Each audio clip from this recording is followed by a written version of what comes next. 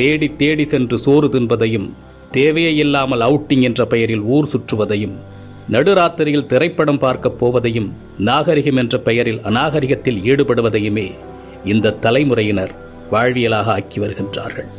உணவு திருவிழா என்று அறிவித்தால் காசையும் கொடுத்துவிட்டு தட்டை ஏந்தி கொண்டு யாசகம் கேட்பது போல் வரிசையில் நிற்கின்றது சமூகம். ஒரு நடிகன் தன்னுடைய வருமானத்தை பெருக்கிக் கொள்ள நள்ளிரவு காட்சிகளை வைக்கின்றார். அறிவை இழந்து குடும்பத்தோடு சென்று கூட்ட நெரிசல் சிக்கி இறந்து போகின்றார்கள். அதை பற்றி கவலைப்படாமல் தன்னுடைய வசூல் கணக்கை பார்த்து கொண்டிருக்கின்ற ஒரு நடிகனை தலையில் தூக்கி வைத்து வசூல் மன்னன் என்று கொண்டாடி கொண்டிருக்கின்றது இந்த சமூகம். பேசத் தெரியாத குழந்தைகளின் கையில் அலைபேசியை கொடுத்து அதை பெருமையாக பார்த்து ரசிக்கின்றது சமூகம். இரவு 2 மணிக்கு மிட்நைட் பிரியாணியை குடும்பத்தோடு சென்று சாப்பிடுவது கௌரவமாகிவிட்டது. நீங்கள் உங்கள் குழந்தைகளுக்கு உணவு கொடுக்கவில்லை, ஸ்லோ பாய்சன் கொடுக்கின்றீர்கள். உங்கள் தலைமுறையை மலடாக்குவதற்கு மருந்து கொடுத்துக் கொண்டிருக்கின்றீர்கள்.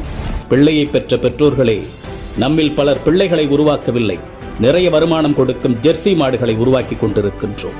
உங்களில் எத்தனை பேரின் பிள்ளைகளுக்கு அறிமுகமில்லாத ஒரு மனிதரிடம் 10 நிமிடம் உரையாட தெரியும்? சொல்லிக் கொடுத்திருக்கின்றீர்களா? இனி சொல்லிக் கொடுங்கள்.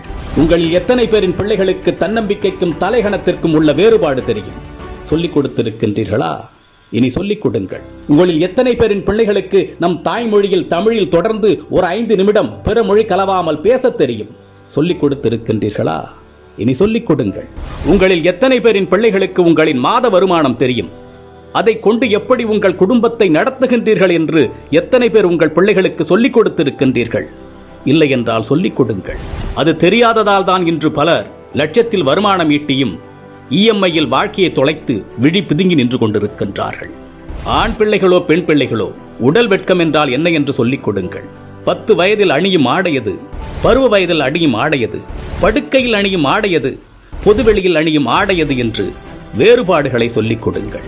நம்மில் பல பேரின் பிள்ளைகளுக்கு ஐபோனின் விலை தெரியும், வந்த திரைப்படத்தின் வசூல், வரப்போகும் திரைப்படத்தின் புள்ளி விவரங்கள் எல்லாமே தெரியும். ஆனால் அன்றாடம் நாம் உண்ணக்கூடிய அரிசியின் விலை தெரியுமா? காய்கறிகளின் நிலவரம் தெரியுமா? நம் பிள்ளைகளில் பலருக்கு பில்கேட்ஸை தெரியும், எலான் மஸ்கை தெரியும்.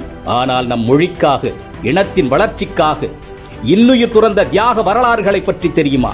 இன்னும் சொல்வதானால் உங்களில் எத்தனை பேர் அவர்களை நினைத்து பார்க்கின்றீர்கள்? நம் மண்ணின் தியாக வரலாறுகளை நம் பிள்ளைகளுக்கு சொல்லிக் கொடுங்கள். எப்பொழுதுமே உறவுகளை எதிரிகளாக மட்டுமே கட்டமைத்து அவர்களின் மூளைகளில் ஏற்றிவிடாதீர்கள். உறவுகளை ஒதுக்கத் தொடங்குங்கள் என்று அவர்களுக்கு நீங்கள் சொல்லிக் கொடுத்து விட்டால், அவர்கள் வளர்ந்துவிட்ட பிறகு அவர்கள் ஒதுக்குகின்ற முதலாவது நபர் நீங்களாக தான் இருப்பீர்கள். வாழ்க்கை என்பது வெறும் கேளிக்கையும் வேடிக்கையும் பணம் ஈட்டுவதும் ஆடம்பரமும் மட்டுமல்ல, அது மன நிறைவாக வாழ்வது.